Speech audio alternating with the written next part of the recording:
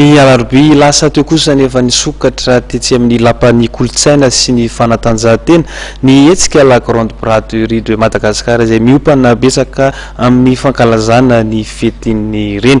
Akoatra izay nefa ny isany mampiavaka ity hetsika izay karakarain'ny Madia Vision ity ihany koa ny fisian'ireo hetsika fanentanana maro samihafa ho fanomezana fahafapo ireo mpitsidika izay tonga eny an-toerana. Dia ho jerentsika ary ny sary.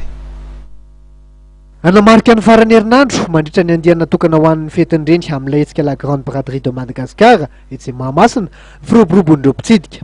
Isan'ny mampiavaka ity hetsika ity izay karakarain'ny Madia Vision ny fisian'ireo fanentanana maro samihafa ho fanomezana fialamboly ireo mpitsidika. Eo ny vanim-potoana ataontsika hoe tena atongavan'ireo olona marobe izay tsy maintsy hijery zany hoe fanomezana hoentina kalazana ny fetin'ny reny zany.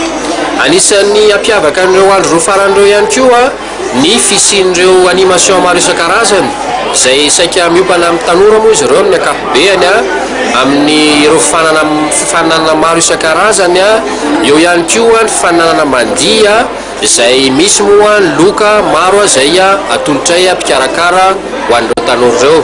Mpiara-pombinatoka Madia Vision tamin'ny fanatontosana ty hetsika isa 3 volana ity ny orinasa malagasy Drinks Madagascar izay mpamokatra ilay rano fisotro madio naturo. Amin'ny zao hetsika ataony braderie Madagascar zao zany dia faly ny Drinks Madagascar société malagasy 100% izay mamokatra ny produits naturaux. Dia nosafidianay manokana ny braderie de Madagascar zany anampy amin'ny hetsika zany ho fanatontosana ny hetsika. Dia boisson officiel izy zany nanomboka tamin'ny 27 mandrapatonga ny alahady izay fantatsika fa fetin'ny reny.